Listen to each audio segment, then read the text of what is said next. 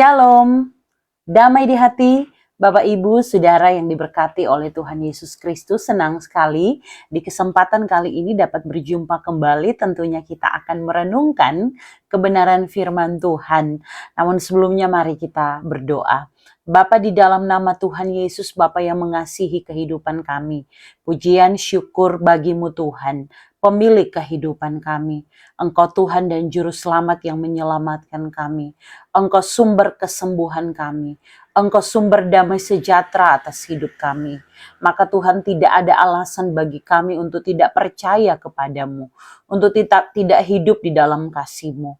Maka ya Tuhan Allah, kami mau pakai waktu ke depan untuk merenungkan kasih dan kebaikan Tuhan melalui firman yang akan kami baca dan renungkan. Kami meminta hikmat Tuhan agar dalam setiap keterbatasan Roh Tuhan berbicara sampai pada kedalaman hati kami dan mengubahkan kehidupan kami semakin hari semakin hidup menyenangkan hati Tuhan. Hamba-Mu mengakui bahwa hamba-Mu tidak lebih baik dari setiap pendengar, tapi hamba percaya Roh Kudus memampukan hamba-Mu, dan demikianlah Roh Kudus memampukan setiap pendengar untuk dapat melakukan kehendak Tuhan dimanapun pergi dan berada.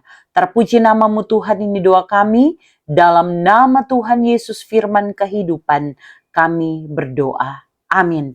Ya Bapak Ibu Saudara yang dikasihi dan diberkati oleh Tuhan Yesus Kristus, di saat ini kita akan membaca dan merenungkan firman Tuhan, dan tentunya bahan bacaan di sepanjang minggu ini dari Injil Markus pasal 2 ayat 1 sampai ayat yang ke-12.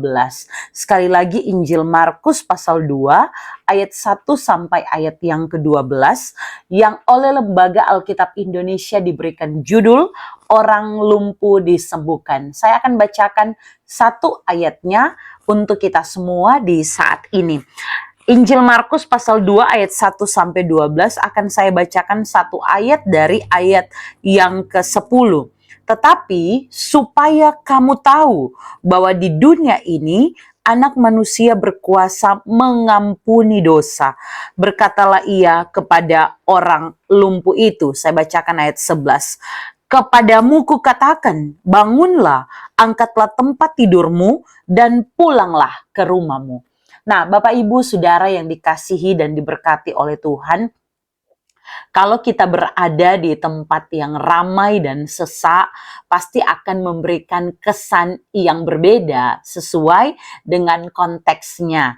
Ya, di sebuah konser yang besar dengan datangnya artis idola, ini pasti akan menjadi sangat berkesan, menyenangkan. Tetapi sebaliknya, di pasar yang padat, di suatu tempat yang padat juga sesak, pasti akan menyiksa serta bisa saja melelahkan. Jujur saja saya orang yang tidak terlalu suka keramaian.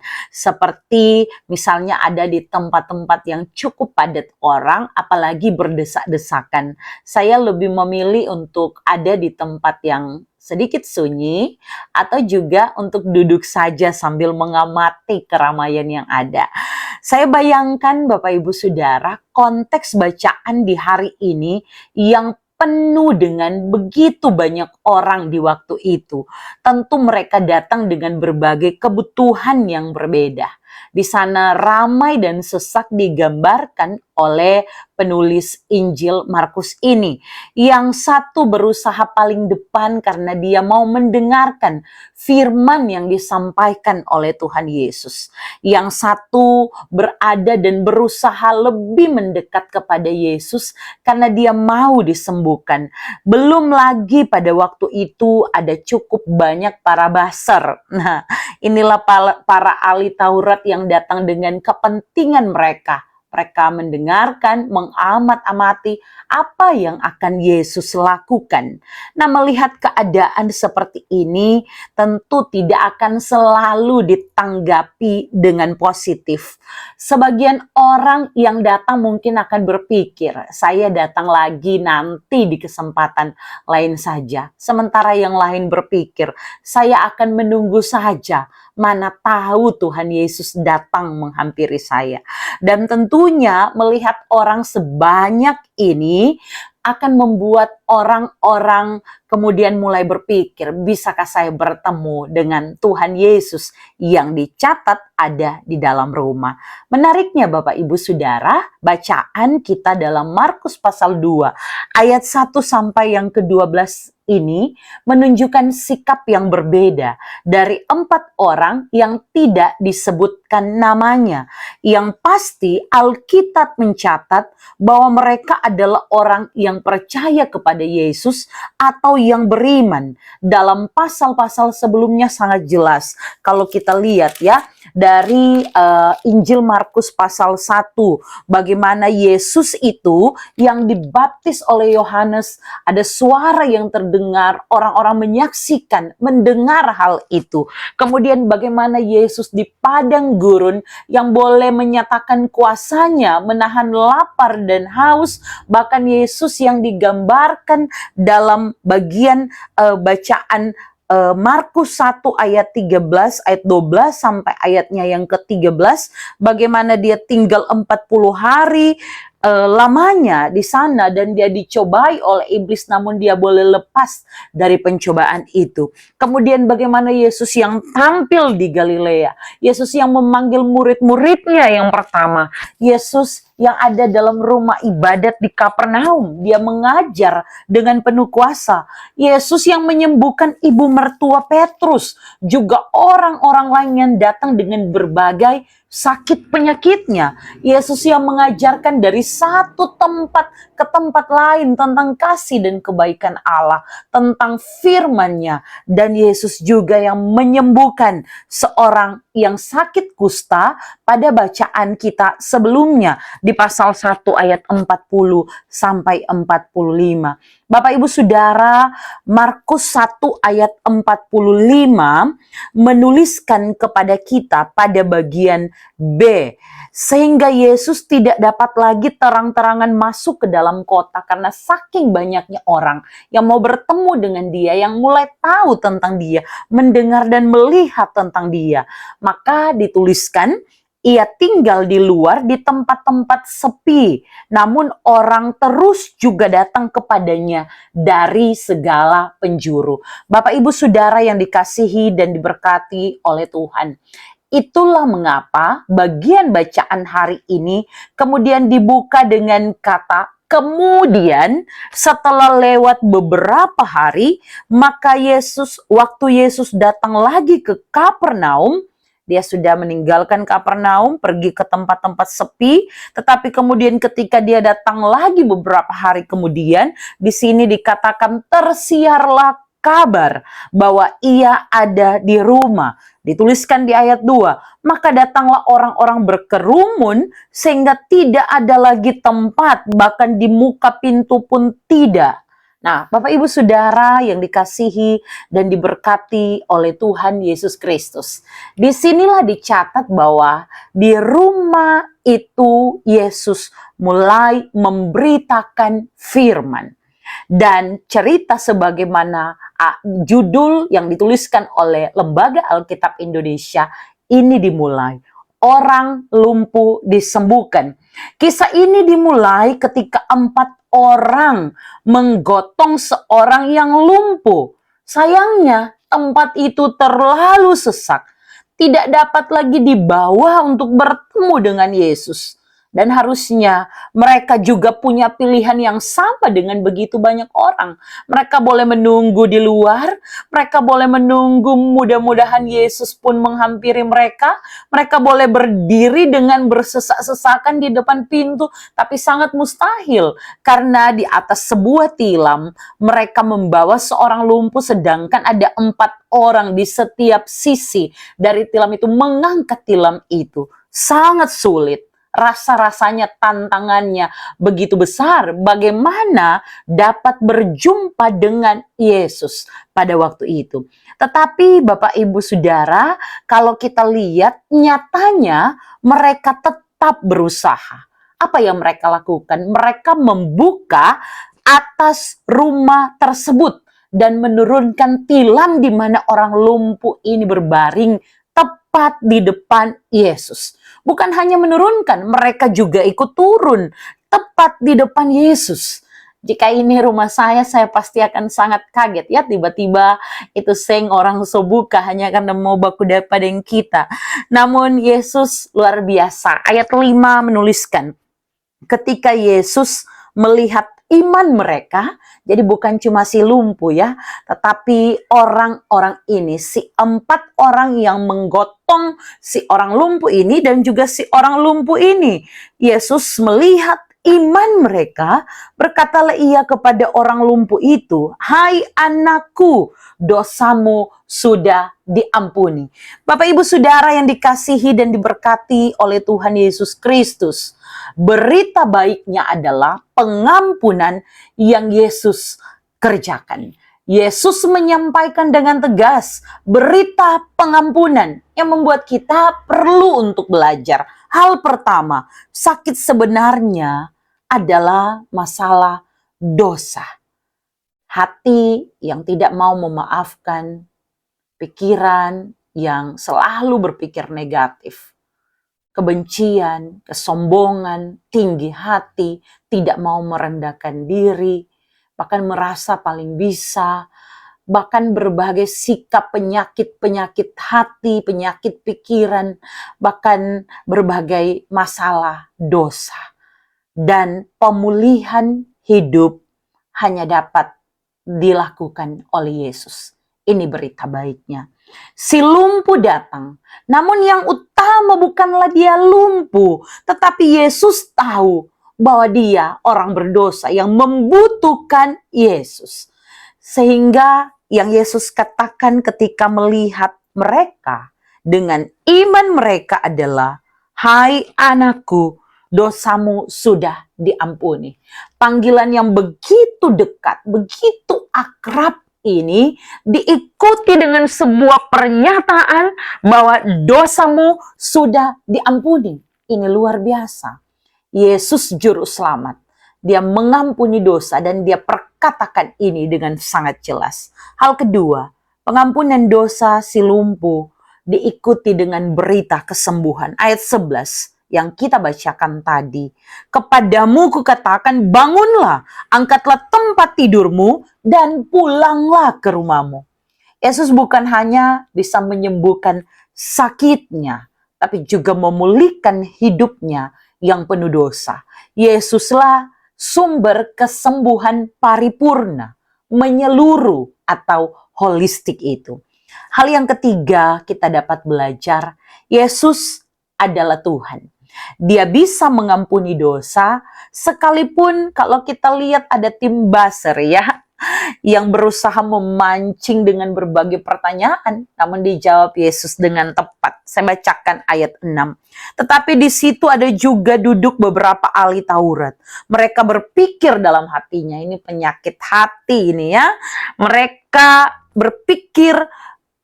berpikir dalam hatinya, "Mengapa orang ini berkata begitu? Ia menghujat Allah. Siapa yang dapat mengampuni dosa selain daripada Allah sendiri?" Ayat 8, tetapi Yesus segera mengetahui dalam hatinya bahwa mereka berpikir demikian. Lalu ia berkata kepada mereka, "Mengapa kamu berpikir begitu dalam hatimu? Manakah lebih mudah mengatakan kepada orang lumpuh ini, dosamu sudah diampuni, atau mengatakan, bangunlah, angkatlah tilammu dan berjalan? Tetapi supaya kamu tahu bahwa di dunia ini Anak Manusia berkuasa mengampuni dosa." Itulah yang Yesus katakan. Bapak Ibu Saudara yang dikasihi dan diberkati oleh Tuhan, sangat jelas Yesus katakan Anak Manusia yang berkuasa mengampuni dosa.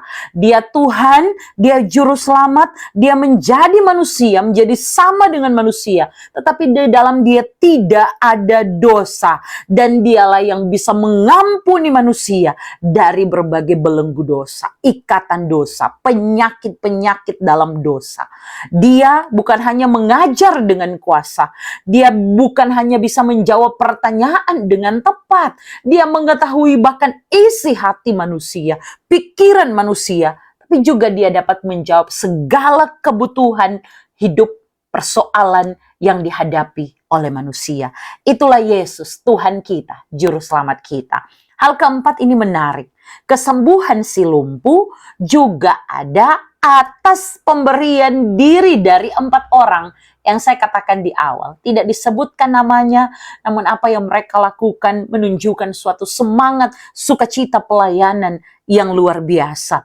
Mereka beriman, bisa jadi karena mereka memang telah melihat dan percaya akan semua hal besar yang sudah Yesus lakukan. Namun lihatlah, karena di tempat ini bahwa sangat ramai, penuh sesak. Namun mereka menunjukkan kasih mereka kepada si lumpuh.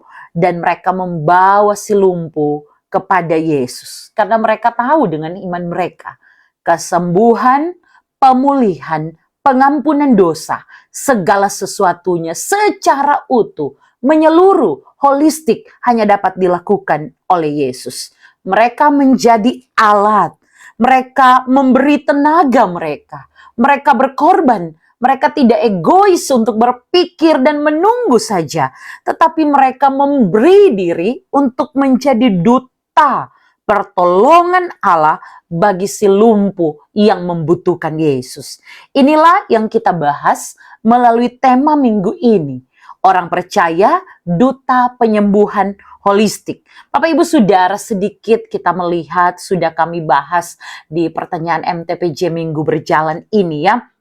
Di antara keempat Injil, Injil Markus merupakan kisah yang paling singkat mengenai permulaan Injil tentang Yesus. Injil ini berkisah karya termasuk mujizat Yesus, penyembuhan yang dilakukan Yesus yang ditulis sekitar tahun 60 Masehi dan merupakan Injil pertama dan paling tua karena memang banyak bahannya yang dipakai baik Matius maupun Lukas. Dan kitab ini bertujuan untuk memperkuat dasar iman orang percaya di Roma, untuk mendorong mereka agar mereka setia menderita demi Injil dengan memperhadapkan kepada mereka kisah kehidupan, penderitaan, kematian, serta kebangkitan Tuhan Yesus. Pada masa itu orang percaya diperlakukan dengan tidak baik, kejam, bahkan juga disiksa sampai mati, mereka dibunuh di bawah pemerintahan Kaisar Nero. Maka Injil ini ditulis di Roma untuk orang Romawi yang percaya. Penulis menggunakan banyak istilah bahasa Aram, adat istiadat Yahudi untuk dapat membuat para pembacanya, para pendengarnya mengerti, yaitu siapa bangsa-bangsa lain, orang-orang Kristen non-Yahudi yang ada di Roma. Maka konteks pembaca ini tentu perlu mendengar jelas siapa Yesus. Sekali lagi, Yesus adalah anak Allah yang dapat mengampuni dosa. Yesus mengajar dengan penuh kuasa. Yesus adalah firman itu sendiri. Yesuslah yang dapat menyembuhkan berbagai penyakit.